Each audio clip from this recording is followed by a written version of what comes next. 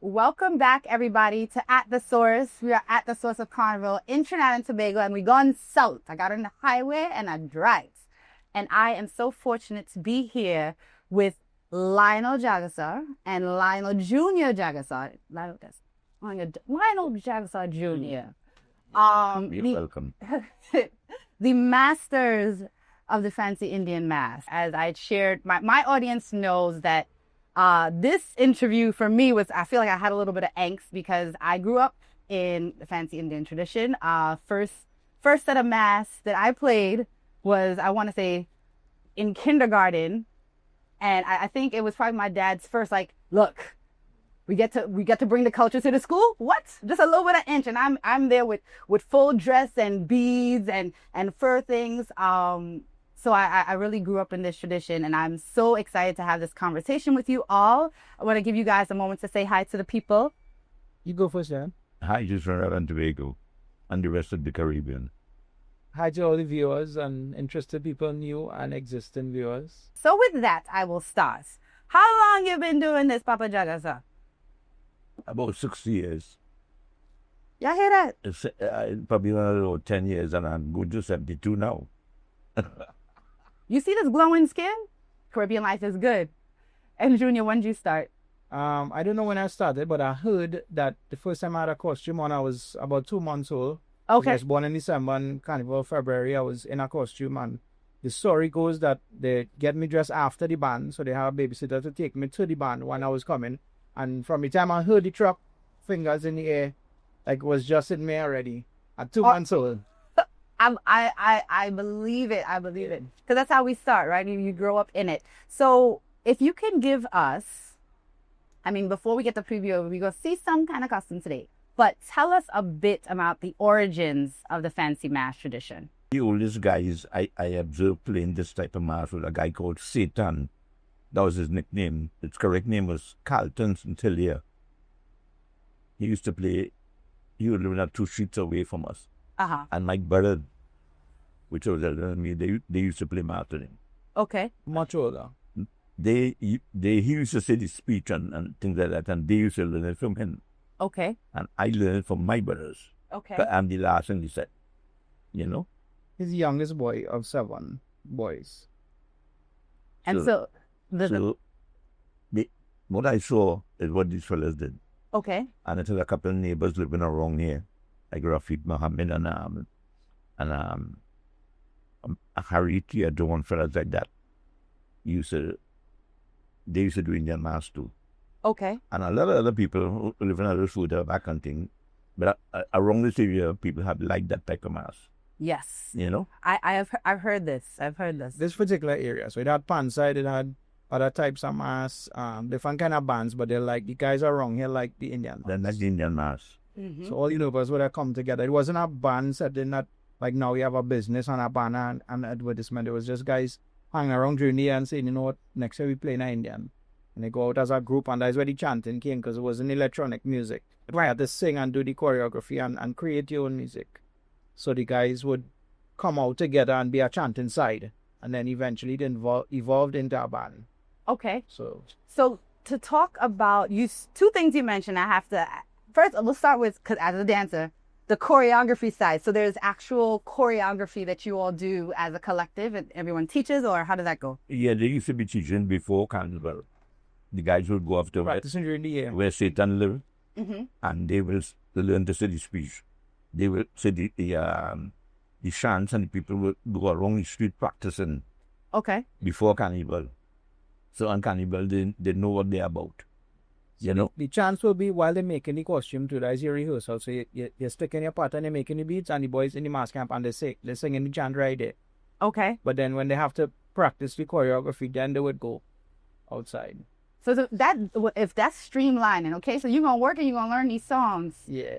And now that you got the They song, only have to make the costume too, yeah. So most traditional masks like that, it wasn't available as a product to buy. That's something that later generations added. Yeah. So you had to look like, just like how your father introduced you to the mask, one of the boys from this area or any area say we want to play Indian mass, and you tell the older guy who know how to play. Say, Dad, I want to play Indian. You say, you could play Indian, you know how to do that, you could do that, John? You did that, man? You could that. Yeah. You think you qualify, or you think you didn't even qualify to learn to do it? So they would tell you that. So now that's why you have to spend the time to learn that. So then it wasn't only a competition, like with City Hall or somebody who threw any competition. It's a competition amongst the bands themselves and in the band too. So you don't know how to do it, and they're taking you with the team. You know a liability. You making the whole band look bad if you can't do it. So you have to. They always ask you that question. You think you could do that? You think you could play Indian? I love the rites of passage aspect of it. So from my dad's story, he said, look, you from you're young and you come in, you ain't not, don't touch nothing. You go in and you watch. Yeah. You observe. And so I love this idea also that the quality control, that's what we're gonna call it, right? Like the quality control already built in, because if you don't know, you call it a liability. So is it bragging rights? Was there? I know we've evolved from talk to me more about the competition, and I guess in the bands that weren't bands, because it sounds like it's the crew. It's like a gang, you know. But and then you still have to be. You're not just getting to play the best one first year. You have to take years before you get to be the chief too. So when you now come in, you get one feather. Sometimes you get no feather. Somebody lend you a feather to play mass. So you start off as a brave, as the lowest guy. So just the same rank in a real Native American tribe. Okay. Same rank in the band. So you had to go through that whole process of vetting to from being the smallest guy. Then you go up and then you go up. So you see a guy with an Indian mask and he have a full bonnet and trail and lance and everything, you know. He put in time and work and money and everything just to get to that point. Not like today, if you want the best one, you get the first time you play mass. Listen, you have your money, you pay. Yeah. If they put on the headpiece wrong side, they put the back in the front and they're going up to it and they're enjoying themselves. Yeah. Long ago, long ago, they didn't have that. You had to work for your position. Interesting. So, today now, you could put your feathers how you wish on your costumes. Yeah. But before, in my days, according to how you put your feathers, you will be playing an Indian mass. If you don't put it that way, you put the opposite way, it's an African mass you play. Interesting. Yeah, So done. the story that I told you with the one feather. Uh-huh. If you put that one feather in the back of your head or to the side of your head, Uh-huh. you're playing Indian. Put that feather in the front of your head, it's African. Interesting. Okay. You learn something every day, the more you know. And so the distinction between fancy Indian and black Indian. And there's also And red Indian. and And authentic Indian. So can you help us? Oh, sure. You will observe a fancy Indian with a sort of rhinestones and beads and braids and stuff like that. Mm-hmm. But an authentic Indian will have more skin-like colors and painted patterns, fox fields and different type of fluffy the natural colors and stuff. more natural colors. You will see fluorescent colors or Got can it. use stuff like teal and magenta and stuff because those don't exist naturally. In the natural way. So authentic was going to tend to be earth toned and what we can And see in exactly nature. what you could make from nature because that is the way Native Americans lived. So stuff would be like that. So the brightest thing on them would be the brightest thing in nature as well. So a fancy Indian now is where Trinidad come and add, we always put pepper sauce in the food. We put our Indian and African and Chinese and Syrian influence into a Native American costume. So we'll stay with the shapes and the style and the story of a real Native American, but we'll add new materials, new colors. The latest things that come out, we add it to that. We add it to a Native American costume. There aren't aspects that are authentic because we still are portraying our real living culture, but we add our flair to it.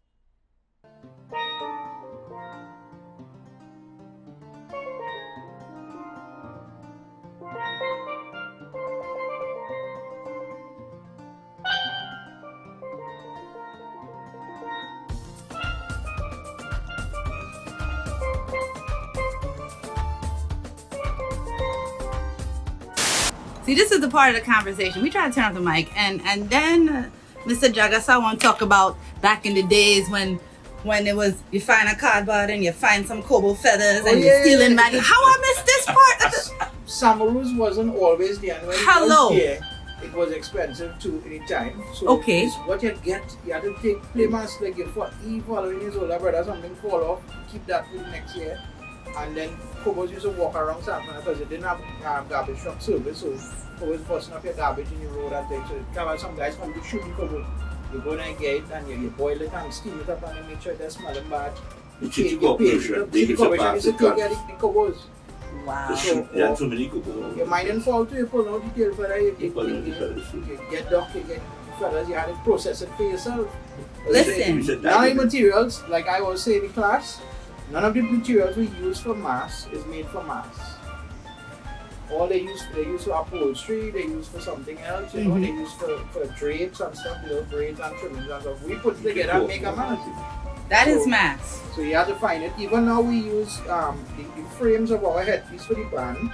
It's aluminum sheets that are not able to use in a print. We are printing press. Okay. So they use that for the press, and then when they can't print on it anymore, we go buy it from them. We cut it into the shapes we want and we fill that. We get cardboard boxes because you know the little pattern in the cardboard, that holds the feather in place. You put the bone of the feather into that. So listen. corrugation in the cardboard that holds the feather exactly how it needs to be. Y'all hear that? The corrugation in the cardboard.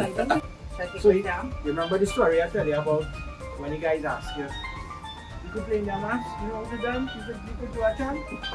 One time I was in a parade, tiny in a parade, and I got my headpiece and I got my jacket, and I'm proud like this and I'm walking like a dancing like a strong man straight up. And one of the older guys said, yeah, what you know, he never bend the back and dance, he never dance with the back straight up like this.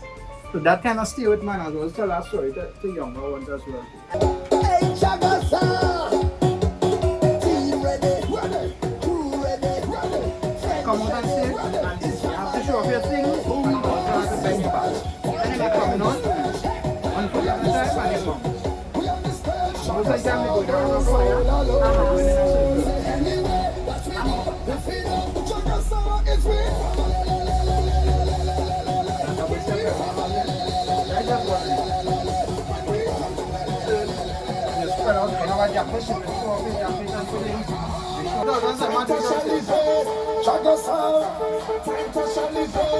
Jagessar,